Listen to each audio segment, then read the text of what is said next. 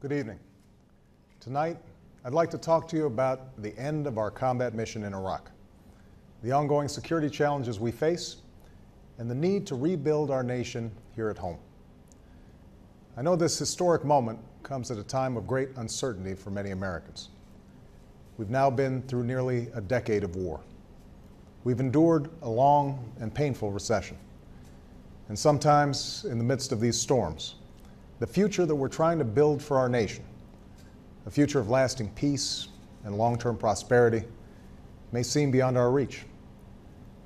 But this milestone should serve as a reminder to all Americans that the future is ours to shape if we move forward with confidence and commitment. It should also serve as a message to the world that the United States of America intends to sustain and strengthen our leadership in this young century. From this desk, 7.5 years ago, President Bush announced the beginning of military operations in Iraq. Much has changed since that night. A war to disarm a state became a fight against an insurgency. Terrorism and sectarian warfare threatened to tear Iraq apart. Thousands of Americans gave their lives. Tens of thousands have been wounded. Our relations abroad were strained. Our unity at home was tested. These are the rough waters encountered during the course of one of America's longest wars. Yet there has been one constant amidst these shifting tides. At every turn, America's men and women in uniform have served with courage and resolve. As Commander-in-Chief, I am incredibly proud of their service. And like all Americans, I am awed by their sacrifice and by the sacrifices of their families. The Americans who have served in Iraq completed every mission they were given. They defeated a regime that had terrorized its people. Together with Iraqis and coalition partners who made huge sacrifices of their own, our troops fought block by block to help Iraq seize the chance for a better future. They shifted tactics to protect the Iraqi people, trained Iraqi security forces, and took out terrorist leaders. Because of our troops and civilians, and because of the resilience of the Iraqi people, Iraq has the opportunity to embrace a new destiny, even though many challenges remain. So tonight, I am announcing that the American combat mission in Iraq has ended. Operation Iraqi Freedom is over, and the Iraqi people now have lead responsibility for the security of their country. This was my pledge to the American people as a candidate for this office. Last February, I announced a plan that would bring our combat brigades out of Iraq, while redoubling our efforts to strengthen Iraq's security forces and support its government and people. That's what we've done. We've removed nearly 100,000 U.S. troops from Iraq. We've closed or transferred to the Iraqis hundreds of bases. And we have moved millions of pieces of equipment out of Iraq. This completes a transition to Iraqi responsibility for their own security.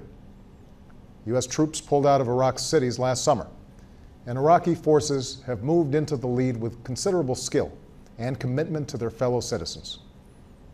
Even as Iraq continues to suffer terrorist attacks, security incidents have been near the lowest on record since the war began, and Iraqi forces have taken the fight to al-Qaeda, removing much of its leadership in Iraqi-led operations.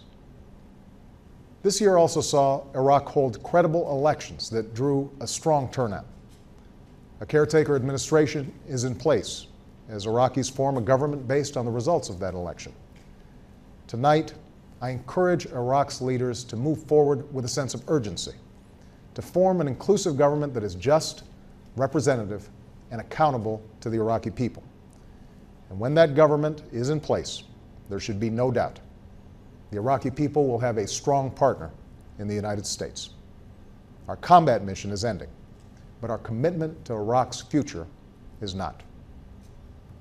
Going forward, a transitional force of U.S. troops will remain in Iraq with a different mission, advising and assisting Iraq's security forces, supporting Iraqi troops in targeted counterterrorism missions, and protecting our civilians. Consistent with our agreement with the Iraqi government, all U.S. troops will leave by the end of next year. As our military draws down, our dedicated civilians, diplomats, aid workers, and advisors are moving into the lead to support Iraq as it strengthens its government, resolves political disputes, resettles those displaced by war, and builds ties with the region and the world. That's a message that Vice President Biden is delivering to the Iraqi people through his visit there today. This new approach reflects our long-term partnership with Iraq, one based upon mutual interest and mutual respect. Of course, violence will not end with our combat mission. Extremists will continue to set off bombs, attack Iraqi civilians, and try to spark sectarian strife. But ultimately, these terrorists will fail to achieve their goals. Iraqis are a proud people. They have rejected sectarian war, and they have no interest in endless destruction. They understand that in the end, only Iraqis can resolve their differences and police their streets. Only Iraqis can build a democracy within their borders. What America can do and will do is provide support for the Iraqi people as both a friend and a partner. Ending this war is not only in Iraq's interest, it's in our own. The United States has paid a huge price to put the future of Iraq in the hands of its people. We have sent our young men and women to make enormous sacrifices in Iraq and spent vast resources abroad at a time of tight budgets at home. We've persevered because of a belief we share with the Iraqi people, a belief that out of the ashes of war, a new beginning could be born in this cradle of civilization. Through this remarkable chapter in the history of the United States and Iraq, we have met our responsibilities. Now, it's time to turn the page. As we do, I'm mindful that the Iraq War has been a contentious issue at home. Here, too, it's time to turn the page. This afternoon, I spoke to former President George W. Bush. It's well known that he and I disagreed about the war from its outset. Yet no one can doubt President Bush's support for our troops or his love of country and commitment to our security. As I've said, there were patriots who supported this war and patriots who opposed it. And all of us are united in appreciation for our servicemen and women and our hopes for Iraqi's future. The greatness of our democracy is grounded in our ability to move beyond our differences and to learn from our experience as we confront the many challenges ahead. And no challenge is more essential to our security than our fight against al-Qaeda. Americans across the political spectrum supported the use of force against those who attacked us on 9/11. Now, as we approach our 10th year of combat in Afghanistan, there are those who are understandably asking tough questions about our mission there. But we must never lose sight of what's at stake. As we speak, al-Qaeda continues to plot against us, and its leadership remains anchored in the border regions of Afghanistan and Pakistan. We will disrupt, dismantle, and defeat al-Qaeda while preventing Afghanistan from again serving as a base for terrorists. And because of our drawdown in Iraq, we are now able to apply the resources necessary to go on offense. In fact, over the last 19 months, nearly a dozen al-Qaeda leaders and hundreds of al-Qaeda's extremist allies have been killed or captured around the world. Within Afghanistan, I've ordered the deployment of additional troops who, under the command of General David Petraeus, are fighting to break the Taliban's momentum. As with the surge in Iraq, these forces will be in place for a limited time to provide space for the Afghans to build their capacity and secure their own future. But, as was the case in Iraq, we can't do for Afghans what they must ultimately do for themselves. That's why we're training Afghan security forces and supporting a political resolution to Afghanistan's problems. And next August, we will begin a transition to Afghan responsibility. The pace of our troop reductions will be determined by conditions on the ground, and our support for Afghanistan will endure. But make no mistake, this transition will begin, because open-ended war serves neither our interests nor the Afghan people's. Indeed, one of the lessons of our effort in Iraq is that American influence around the world is not a function of military force alone. We must use all elements of our power, including our diplomacy, our economic strength, and the power of America's example, to secure our interests and stand by our allies. And we must project a vision of the future that's based not just on our fears, but also on our hopes. A vision that recognizes the real dangers that exist around the world, but also the limitless possibilities of our time. Today, old adversaries are at peace, and emerging democracies are potential partners. New markets for our goods stretch from Asia to the Americas. A new push for peace in the Middle East will begin here, tomorrow. Billions of young people want to move beyond the shackles of poverty and conflict. As the leader of the free world, America will do more than just defeat on the battlefield those who offer hatred and destruction. We will also lead among those who are willing to work together to expand freedom and opportunity for all people. Now, that effort must begin within our own borders. Throughout our history, America has been willing to bear the burden of promoting liberty and human dignity overseas, understanding its links to our own liberty and security. But we have also understood that our nation's strength and influence abroad must be firmly anchored in our prosperity at home. And the bedrock of that prosperity must be a growing middle class. Unfortunately, over the last decade, we've not done what's necessary to shore up the foundations of our own prosperity. We spent $1 trillion at war, often financed by borrowing from overseas. This, in turn, has shortchanged investments in our own people and contributed to record deficits. For too long, we have put off tough decisions on everything from our manufacturing base to our energy policy to education reform. As a result, too many middle-class families find themselves working harder for less, while our nation's long-term competitiveness is put at risk. And so at this moment, as we wind down the war in Iraq, we must tackle those challenges at home with as much energy and grit and sense of common purpose as our men and women in uniform who have served abroad. They have met every test that they faced. Now it's our turn. Now it's our responsibility to honor them by coming together, all of us, and working to secure the dream that so many generations have fought for. The dream that a better life awaits anyone who is willing to work for it and reach for it. Our most urgent task is to restore our economy and put the millions of Americans who've lost their jobs back to work. To strengthen our middle class, we must give all our children the education they deserve and all our workers the skills that they need to compete in a global economy. We must jumpstart industries that create jobs and end our dependence on foreign oil.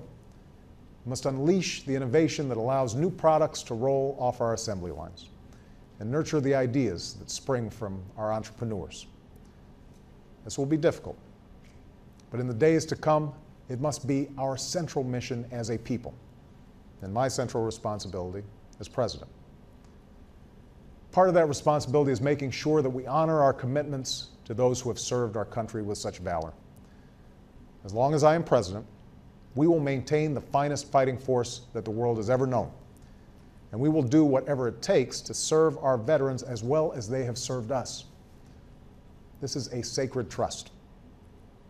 That's why we've already made one of the largest increases in funding for veterans in decades.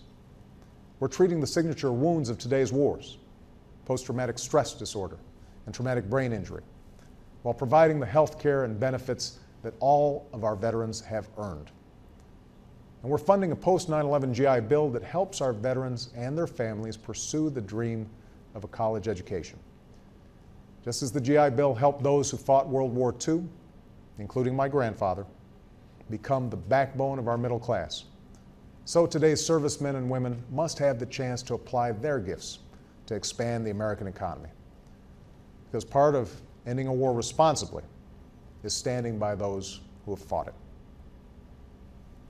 2 weeks ago, America's final combat brigade in Iraq, the Army's 4th Stryker Brigade, journeyed home in the pre-dawn darkness. Thousands of soldiers and hundreds of vehicles made the trip from Baghdad, the last of them passing into Kuwait in the early morning hours. Over 7 years before, American troops and coalition partners had fought their way across similar highways. But this time, no shots were fired. It was just a convoy of brave Americans making their way home. Of course, the soldiers left much behind. Some were teenagers when the war began. Many have served multiple tours of duty, far from families who bore a heroic burden of their own, enduring the absence of a husband's embrace or a mother's kiss. Most painfully, since the war began, 55 members of the 4th Stryker Brigade made the ultimate sacrifice, part of over 4,400 Americans who have given their lives in Iraq. As one staff sergeant said, "I know that to my brothers in arms who fought and died, this day would probably mean a lot." Those Americans gave their lives for the values that have lived in the hearts of our people for over 2 centuries. Along with nearly 1.5 million Americans who have served in Iraq, they fought in a faraway place for people they never knew. They stared into the darkest of human creations, war, and helped the Iraqi people seek the light of peace.